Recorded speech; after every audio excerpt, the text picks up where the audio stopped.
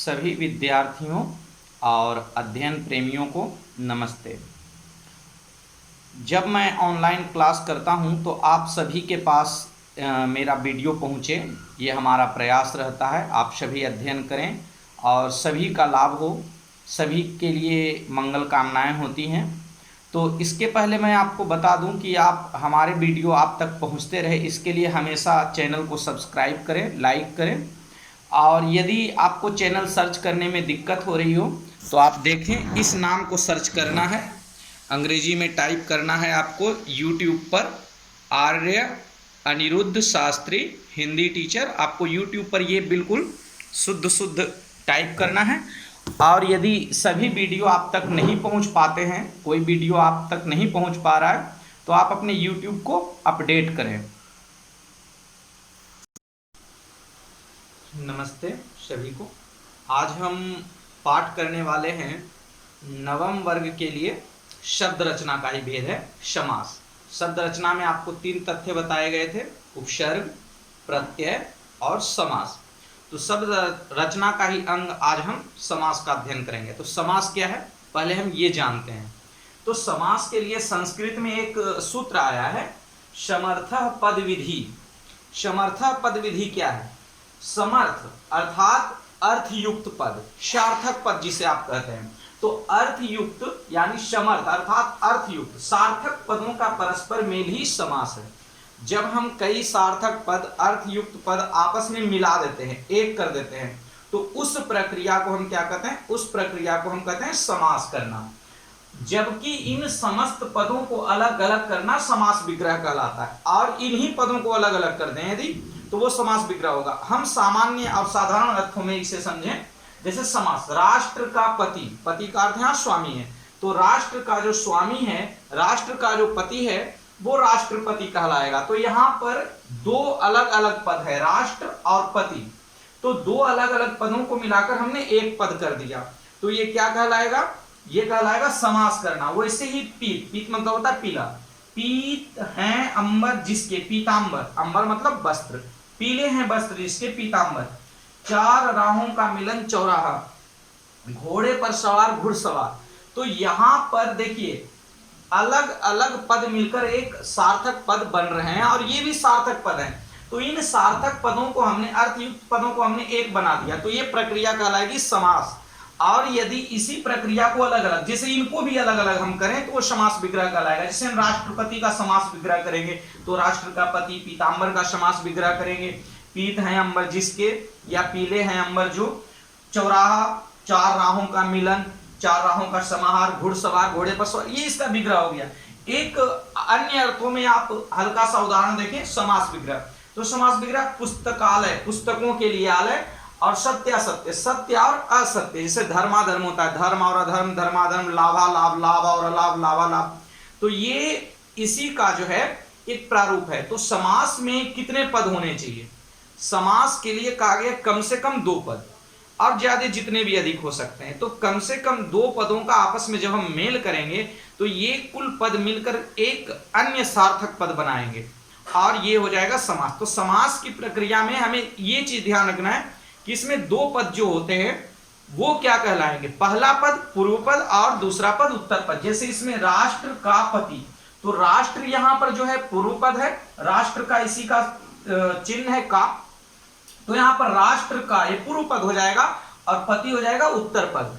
और इन दोनों को मिलाकर जो निर्मित हुआ उसे कहेंगे समस्त पद। इसमें समस्त पद है राष्ट्रपति, राष्ट्र का पूर्व पद, पति उत्तर पद, और कुल मिलाकर समस्त पद बना।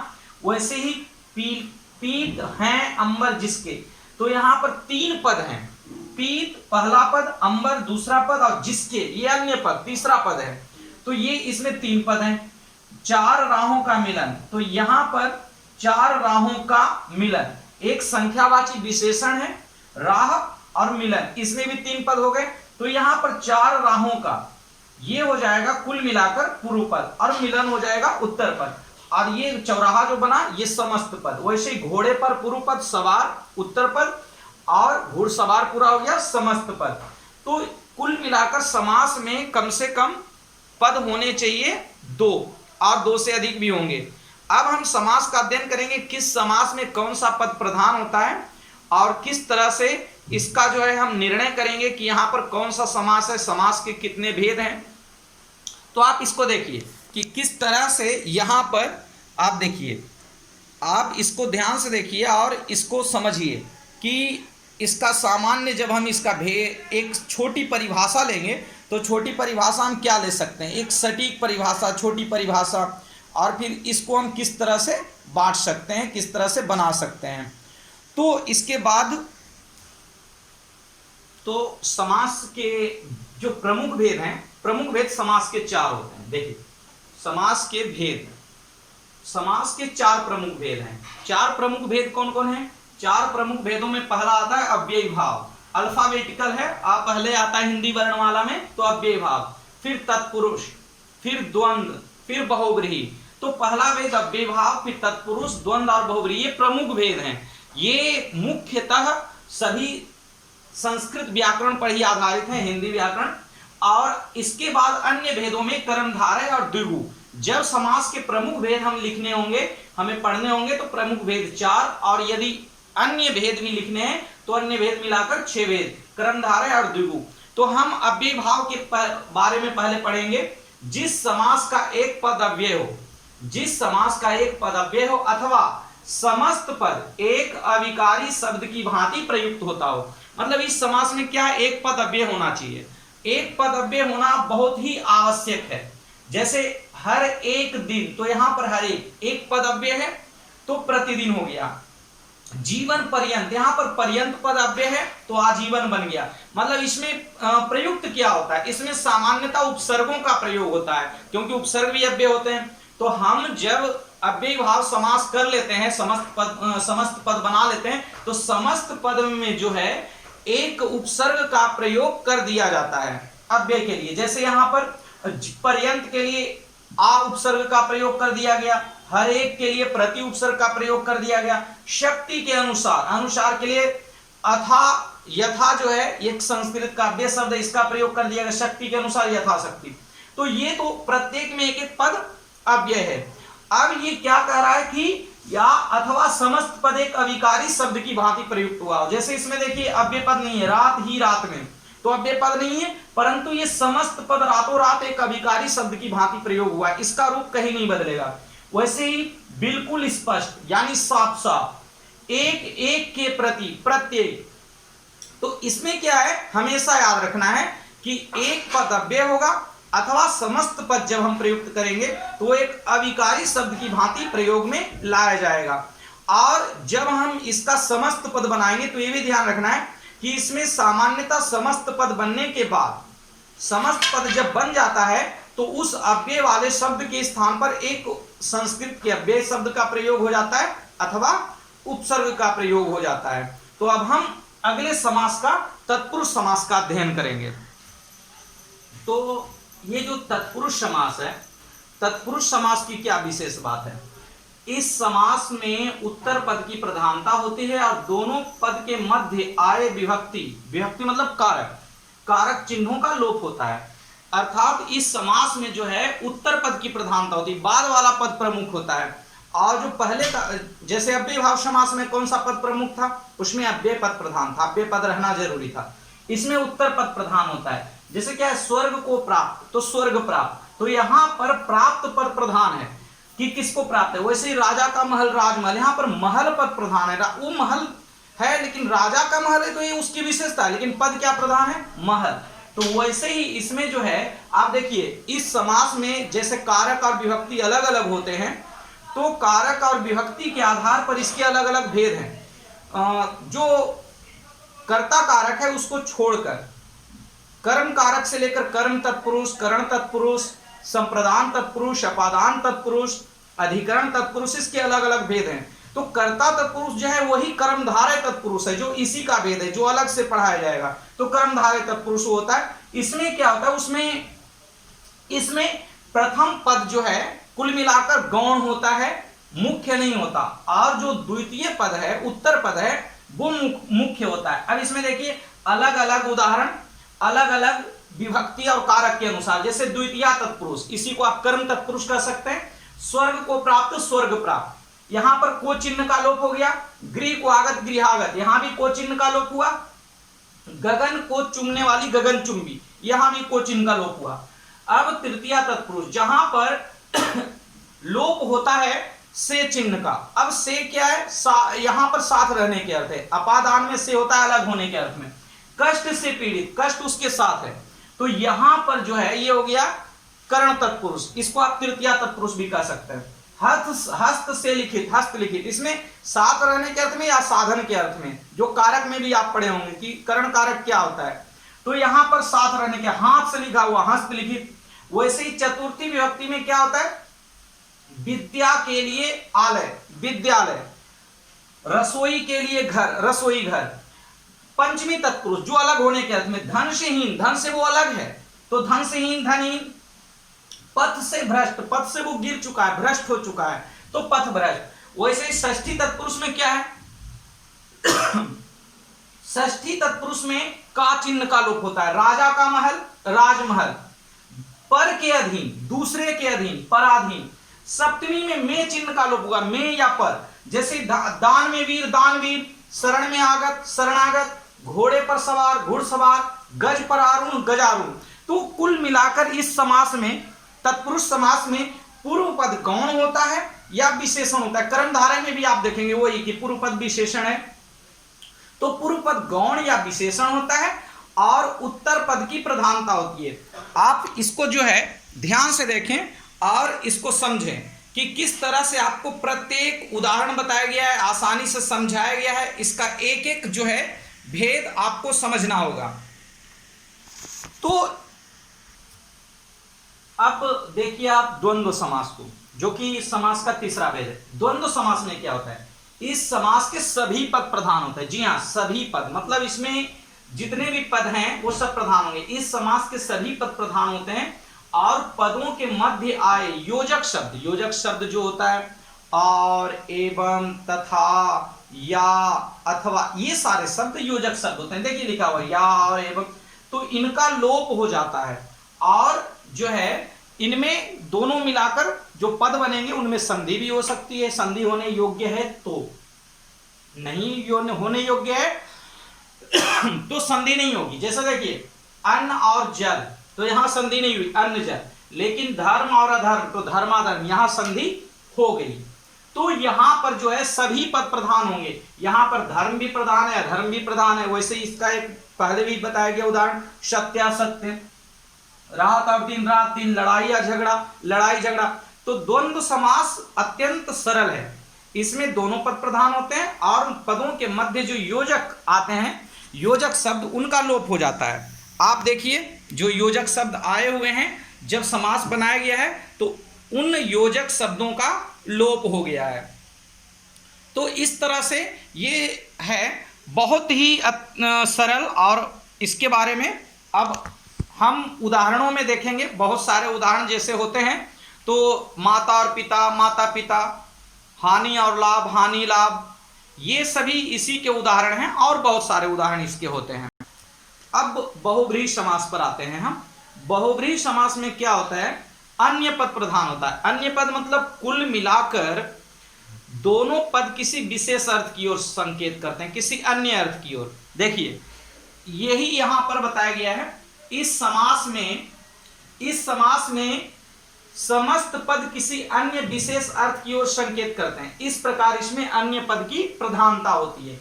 जैसे श्वेत है अंबर जिसके, श्वेतांबर, तो यहां पर जिसके जो है ना ये अन्य पद है। श्वेत की यहां प्रधानता नहीं है, अंबर की यहां प्रधानता नहीं है, यहां पर प्रधानता है जिसके, अर्थात कोई और। तो श्वेतांबर किसे कहा जाता है, ब्रह्मा जी को कहा जाता है। श्वेत है अंबर जिसके, श्वेतांबर अर्थात ब्रह्मा जी। पीत है अंबर जिसके, पीतांबर अर्थात श्री कृष्ण जी, विष्णु जी। तो यहाँ पर जिसके की प्रधानता है। लंबा है उधर जिनका, लंबोदर, कोई भी व्यक्ति नहीं, अन्य। तो अन्य पद कौन है, लंबोदर, गणेश।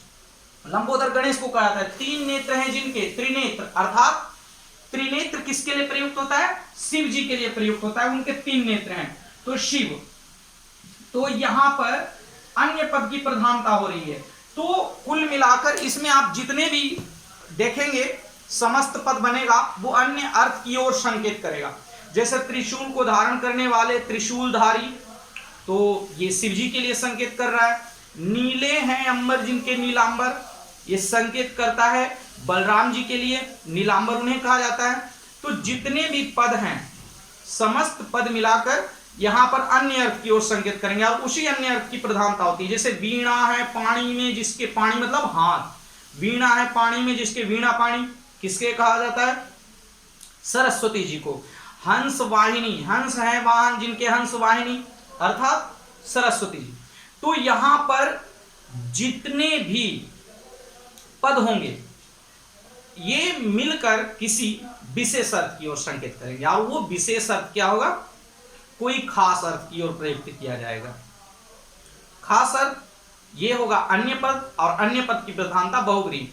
अब यहीं पर हमें कर्मधारय समास को देखना है। कर्मधारय समास में भी कुल मिलाकर एक पद विशेषण होता है, एक पद विशेष, जैसा कि मैंने पूर्व में ही बताया था, तत्पुरुष का भेद है ये। अब बहुत सारे पद जो बहुब्रीहि में प्रयुक्त होते हैं वही कर्मधारय में भी प्रयुक्त होते हैं, लेकिन अंतर है। अंतर क्या है? जैसे इसमें कहा गया श्वेत है अंबर जिसके श्वेतांबर, तो उसमें केवल होगा श्वेत है अंबर श्वेतांबर। श्वेत ये विशेषण और अंबर विशेष से। महान है आत्मा महात्मा, तो लगभग बहुब्रीहि के पद उसमें प्रयुक्त हो जाते हैं विशेषण विशेष्य के रूप में, लेकिन अन्य पद उससे हट जाएगा। जब हम विग्रह करेंगे कर्मधारय का तो कर्मधारय के विग्रह की यही विशेषता, उसमें अन्य पद हट जाएगा। बहुब्रीहि में अन्य पद की प्रधानता होती, तो उसका कुल मिलाकर हमें विग्रह करने बताया जाए या बनाने बताया जाए। जैसे श्वेतांबर का विग्रह बहुब्रीहि में श्वेत है अंबर जिसके, लेकिन कर्मधारय में ये विग्रह क्या होगा? श्वेत है अंबर श्वेतांबर। वैसे पीतांबर के लिए पीत है अंबर जिसके, बहुब्रीहि के लिए ये होगा, परंतु कर्मधारय में ही बदल के हो जाएगा पीत है जो अंबर पीतांबर। महात्मा, महान है आत्मा जिनकी, महात्मा गांधी के लिए प्रयुक्त हुआ तो ये बहुब्रीहि में, लेकिन महान है जो आत्मा महात्मा तो ये कर्मधारय में। तो प्रत्येक पद यहां पर भी वैसे तीन नेत्र हैं जिनके त्रिनेत्र, तो शिव जी, तो तीन है नेत्र त्रिनेत्र, तो हो गया कोई नहीं, कोई विशेष अर्थ नहीं, तो ये हो गया कर्मधारय। लंबा है उधर लंबोदर कर्मधारय, लेकिन लंबा है उधर जिनके या जिसके, तो ये हो जाएगा बहुब्रीहि। तो इसमें विशेषण और विशेष से ध्यान रखना है। कर्मधारय में एक पद विशेषण दूसरा पद विशेष से, लेकिन ये आवश्यक नहीं है कि प्रत्येक बहुब्रीहि समास का पद, प्रत्येक बहुब्रीहि समास का पद कर्मधारय होगा या प्रत्येक कर्मधारय का पद बहुब्रीहि होगा, ये आवश्यक नहीं। जैसे नीला है जो कमल, नील कमल, तो ये केवल कर्मधारय में ही प्रयुक्त होगा, क्योंकि नील कमल किसी विशेष के लिए प्रयुक्त नहीं होता। नीला है जो कमल, नील कमल कर्मधारय। वैसे ही जो बहुब्रीहि में प्रयुक्त हो रहे हैं लेकिन कर्मधारय में नहीं प्रयुक्त हो, क्या? त्रिशूल को धारण करने वाले त्रिशूलधारी, तो इतना पूरा पद होगा, त्रिशूल को धारण करने वाले त्रिशूलधारी, तो पूरा का पूरा पद जो है अन्य अर्थ की संकेत करेगा, लेकिन ये कर्मधारय में कहीं जाएगा ही नहीं, तो ये याद रखना है। अब द्विगु समास में क्या होता है? द्विगु समास में जैसे कर्मधारय था एक पद विशेषण एक पद विशेष, लेकिन उसमें एक पद संख्यावाची विशेषण और दूसरा पद उसका विशेष है। जैसे मैंने अभी बताया था आपको, चार राहों का समाहार चौराहा, पंचवटों का समाहार पंचवटी, तीन नेत्रों का समाहार त्रिनेत्र, तीन शूलों का समाहार त्रिशूल, ये सभी चला जाएगा। संख्यावाची यदि विशेषण है उसमें कोई अन्य विशेषण नहीं, केवल संख्यावाची विशेषण, संख्यावाची विशेषण, तो ये जाएगा द्विगु में। जैसे छह कोणों का समाहार षटकोण, पंचवटों का समाहार पंचवटी, तीन राहों का समाहार तिराहा, चार राहों का समाहार चौराहा, ये सभी अष्टाध्यायी, ये आपका द्विगु में भी रहेगा और बहुब्रीहि में। 8 अध्यायों वाला अष्टाध्यायी या 8 अध्यायों का समाहार अष्टाध्यायी, ये द्विगु में। लेकिन 8 अध्याय हैं जिस ग्रंथ में जो वह, तो यहां पर चला जाएगा वह लगा विशेष अन्य अर्थ के लिए, तो वह पारणीकृत अष्टाध्यायी एक विशेष पुस्तक के लिए लगा, तो यहां पर ये चला जाएगा बहुब्रीहि में। तो समास में हमेशा ये हमें ध्यान रखना है कि दो ऐसे पदों का मेल होता है जो समर्थ होते हैं, सार्थक होते हैं, अर्थयुक्त होते हैं, अर्थ वाले पद होते हैं, और उनको मिलाकर हम एक समस्त पद बनाते हैं, और वो समस्त पद मिलकर एक समास का निर्माण करते हैं। और उन समस्त पदों को जब हम अलग अलग करते हैं, टुकड़े में बांट देते हैं, तो वो समास विग्रह हो जाता है। तो हमें दोनों चीजों को, समास क्या है, समास विग्रह क्या है, इसको अच्छे से समझना है, अच्छे से जानना है, अच्छे से सीखना है। और अगले दिनों में आपको इसका अभ्यास भी करते रहना है। अभ्यास करते रहेंगे, सीखते रहेंगे। यहाँ पर आप ध्यान से इस चीज को देख लें जो बताया गया है। जो अन्य पद प्रधान है उसके नीचे आपको रेखांकित कर दिया गया है, रेखा खींच दी गई है, ये अन्य पद है ये सभी। और यही कर्मधारय में अन्य पद नहीं होगा। आप लोग हमारे YouTube चैनल को ध्यान से देखें, और यदि आपको कोई वीडियो नहीं मिल पा रहा है तो आप इसे सर्च करें अच्छे से, आर्य अनिरुद्ध शास्त्री हिंदी टीचर, और उस पर देखें और अध्ययन करते रहें। सभी को बहुत शुभकामनाएं। सभी अध्ययन प्रेमी अध्ययन करते रहें और हमसे जुड़े रहें।